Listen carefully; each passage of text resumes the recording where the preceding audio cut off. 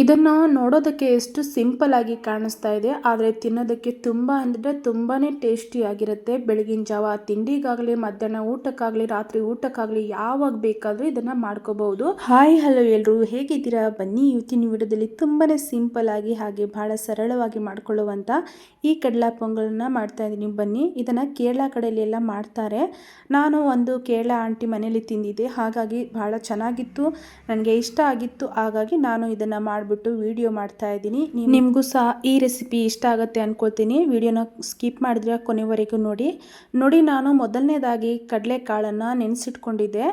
ಇದನ್ನು ಬೆಳಗಿನ ಜಾವ ನೆನೆಸೋಕ್ಕೆ ಇಟ್ಕೊಂಡಿದ್ದೆ, ರಾತ್ರಿ ಮಾಡ್ತಾ ಇದ್ದೀನಿ. ಹಾಗಾಗಿ ರಾತ್ರಿ ಮಾಡೋ ಥರ ಇದ್ದರೆ ಬೆಳಗಿನ ಜಾವ ನೆನೆಸಿಟ್ಕೋಬೋದು, ಹಾಗೆ ಬೆಳಗ್ಗೆ ಮಾಡೋ ಥರ ಇದ್ದರೆ ರಾತ್ರಿ ಇದನ್ನು ನೆನೆಸಿಟ್ಕೊಂಡು ಮಾಡ್ಕೋಬೋದು. ನೋಡಿ, ಈಗ ನಾನು ಇದನ್ನು 1 ಕಪ್ ಆಗೋಷ್ಟು ಕಡಲೆಯನ್ನು ತಗೊಳ್ತಾ ಇದ್ದೀನಿ. ಇದನ್ನು ನಾನು ಜಾಸ್ತಿ ನೆನೆಸೋಕ್ಕೆ ಇಟ್ಕೊಂಡಿದ್ದೆ, ಹಾಗಾಗಿ 1 ಕಪ್ ಆಗೋಷ್ಟು ನಾನು ಪೊಂಗಲ್ಗೆ ಅಂತ ತಗೊಳ್ತಾ ಇದ್ದೀನಿ. ಮಿಕ್ಕಿದ್ದು ಸಪ್ರೇಟಾಗಿ ಪಲ್ಯ ಅಥವಾ ಗ್ರೇವಿ ಮಾಡ್ಕೊಳ್ಳೋಕ್ಕೆ ಆಗುತ್ತೆ, ಸೈಡಲ್ಲಿ ಅದನ್ನು ಇಟ್ಕೋತೀನಿ. ನೋಡಿ, 1 ಕಪ್ ಆಗುವಷ್ಟು ನಾನು ಇಲ್ಲಿ ಕಡಲೆಕಾಳನ್ನು ತಗೊಂಡಿದ್ದೀನಿ. ನೆನೆಸಿರುವಂಥ ಕಡಲೆಕಾಳನ್ನು ಒಂದು ಕುಕ್ಕರಲ್ಲಿ ಇದನ್ನು ಹಾಕ್ಕೊಳ್ತಾ ಇದ್ದೀನಿ. ನೋಡಿ,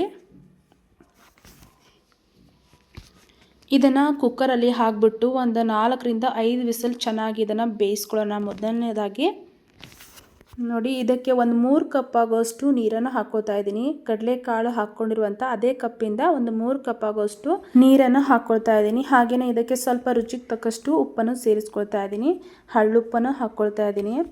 ಈಗ ಇದನ್ನು ಮುಚ್ಚಳನ ಕವರ್ ಮಾಡಿಬಿಟ್ಟು 4 ರಿಂದ 5 ವಿಸಲನ್ನು ಚೆನ್ನಾಗಿ ಬೇಯಿಸ್ಕೊಳ್ಳೋಣ. ಇಲ್ಲೇ ಗ್ಯಾಸನ್ನು ಆನ್ ಮಾಡಿಕೊಂಡು ಕುಕ್ಕರನ್ನು ಇಟ್ಕೊಳ್ತಾ ಇದ್ದೀನಿ. ಒಂದು 4 ರಿಂದ 5 ವಿಸಲ್ ಕೂಗಿಸ್ಕೊಂಡ್ರೆ ಸಾಕು. ನೋಡಿ, ಈಗ 4 ರಿಂದ 5 ವಿಸಲನ್ನು ಕೂಗಿಸ್ಕೊಂಡಿದ್ದೀನಿ. ಕಡಲೆಕಾಳು ಬೆಂದಿದೆಯಾ ಅಂತ ಚೆಕ್ ಮಾಡ್ಕೊಳ್ಳೋಣ. ಬೆಂದಿರುತ್ತೆ ಆಲ್ಮೋಸ್ಟ್ ಇದು. ನೋಡಿ, ಈಗ ಇದನ್ನು ಚೆನ್ನಾಗಿ ಬೆಂದಿದೆಯಾ ಇಲ್ಲ ಅಂತ ಚೆಕ್ ಮಾಡ್ಕೊಳ್ಳೋಣ. ನೋಡ್ತಾ ಇರ್ಬೋದು, ಈ ಥರ ಹಿಚ್ಕಿದ್ರೆ ಸಾಫ್ಟ್ ಆಗಿ ಬರ್ತಾ ಇದೆ, ಚೆನ್ನಾಗಿ ಬೆಂದಿದೆ. ಈಗ ಇದನ್ನು ಒಂದು ಬೇರೆ ಪಾತ್ರೆಯಲ್ಲಿ ಸಪ್ರೇಟಾಗಿ ಮಾಡ್ಕೊಳ್ಳೋಣ. ಒಂದು ಬೇರೆ ಪಾತ್ರೆಯಲ್ಲಿ ಇದನ್ನು ಕುಕ್ಕರಿಂದ ಬೇರೆ ಪಾತ್ರೆಯಲ್ಲಿ ಹಾಕಿ ಇಟ್ಕೊಳ್ತಾ ಇದ್ದೀನಿ. ಹಾಗೆಯೇ 1 ಕಪ್ ಕಡಲೆ ತಗೊಂಡಿರುವಂಥ ಅದೇ ಕಪ್ಪಿಂದ 1 ಕಪ್ ಆಗೋಷ್ಟು ಅಕ್ಕಿನ ತಗೊಂಡಿದ್ದೀನಿ. ಈಗ ಈ ಅಕ್ಕಿನ ಚೆನ್ನಾಗಿ ತೊಳೆದ್ಬಿಟ್ಟು ಕುಕ್ಕರಲ್ಲಿ ಹಾಕ್ಕೊಳ್ತಾ ಇದ್ದೀನಿ. ನೋಡಿ, ಅಕ್ಕಿನ ಚೆನ್ನಾಗಿ ತೊಳ್ಕೊಂಡಿದ್ದೀನಿ. ಈಗ ಕುಕ್ಕರಲ್ಲಿ ಹಾಕ್ಕೊಳ್ತಾ ಇದ್ದೀನಿ. ಈಗ ಇದಕ್ಕೆ ಅಕ್ಕಿ ತಗೊಂಡಿರುವಂಥ ಇದೇ ಕಪ್ಪಿಂದ ಒಂದು 3 ಕಪ್ ಆಗೋಷ್ಟು ನೀರನ್ನು ಹಾಕ್ಕೋತೀನಿ. ಕಡಲೆ ಬೇಯಿಸಿರೋಂಥ ನೀರನ್ನು ಬಿಸಾಗಬಾರ್ದು, ಅದೇ ನೀರನ್ನು ಮೆಜರ್ಮೆಂಟ್ ಮಾಡಿಕೊಂಡು ಒಂದು 3 ಕಪ್ ಆಗೋಷ್ಟು ಹಾಕ್ಕೊಳ್ತಾ ಇದ್ದೀನಿ. ನೀರು ಕಡಿಮೆ ಇದ್ದರೆ ಇನ್ನೂ ಚೆನ್ನಾಗಿರೋ ನೀರನ್ನು 1 ಕಪ್ ಹಾಕ್ಕೋಬೇಕು. ಹಾಕ್ಕೊಂಡಿದ್ದೀನಿ. ಈಗ ನಾನು ಇದಕ್ಕೆ ಬೇಯಿಸಿರೋಂಥ ಕಡಲೆಕಾಳನ್ನು ಹಾಕ್ಕೊಳ್ತಾ ಇದ್ದೀನಿ. ಈಗ ನಾನು ಇದಕ್ಕೆ ಒಂದು ಅರ್ಧ ಕಪ್ ಆಗೋಷ್ಟು ತೆಂಗಿನಕಾಯಿ ತೊಗೊಂಡಿದ್ದೀನಿ. ತೆಂಗಿನಕಾಯಿನ ತರಿಯಾಗಿ ರುಬ್ಬಿ ಹಾಕ್ಕೋಬೇಕು. ಮೇಯ್ನಾಗಿ ಇದನ್ನು ಮಿಸ್ ಮಾಡಿದ್ರೆ ತೆಂಗಿನಕಾಯಿ ಹಾಕ್ಕೋಬೇಕಾಗುತ್ತೆ. ತೆಂಗಿನಕಾಯಿ ಹಾಕೋದ್ರಿಂದನೇ ಭಾಳ ಚೆನ್ನಾಗಿರುತ್ತೆ. ಈ ಥರ ತರಿಯಾಗಿ ನಾನು ರುಬ್ಕೊಂಡಿದ್ದೀನಿ. ಈಗ ಇದನ್ನು ಅಕ್ಕಿ ಕಡಲೆಕಾಳಲ್ಲಿ ಇದನ್ನು ಹಾಕ್ಕೊಳ್ತಾ ಇದ್ದೀನಿ, ಮಿಕ್ಸ್ ಮಾಡ್ಕೊಳ್ತಾ ಇದ್ದೀನಿ. ಇದಕ್ಕೆ ಉಪ್ಪೇನಾದರೂ ಕಡಿಮೆ ಇದ್ದರೆ ಉಪ್ಪು ಬೇಕಾದರೆ ಹಾಕ್ಕೋಬಹುದು ಮೇಲಿಂದ.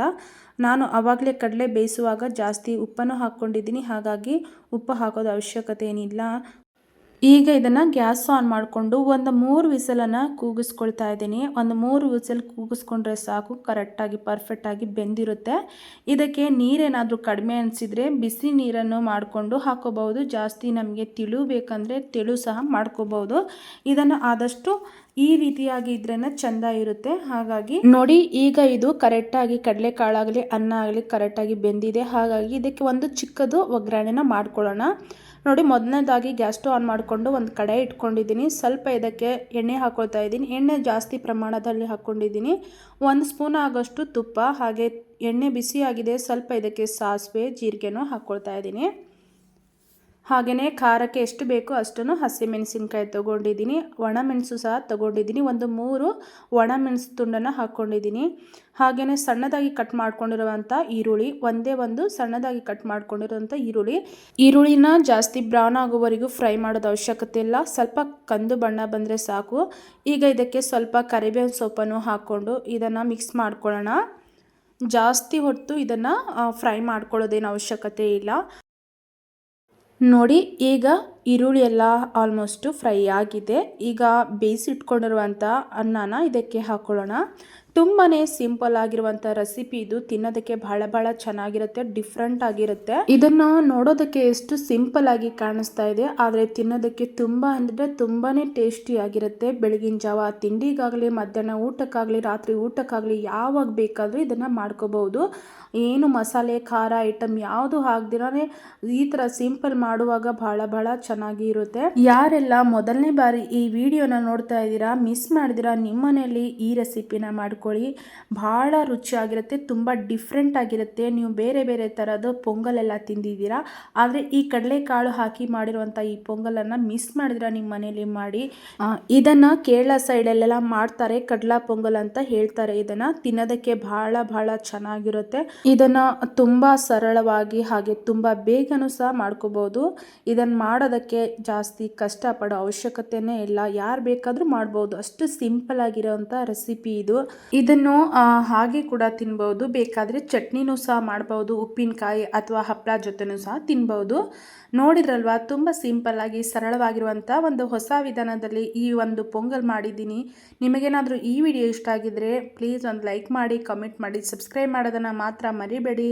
ಮತ್ತೆ ಸಿಗ್ತೀನಿ ಹೊಸ ರೆಸಿಪಿಯೊಂದಿಗೆ. ಅಲ್ಲಿವರೆಗೂ ಟೇಕ್ ಕೇರ್.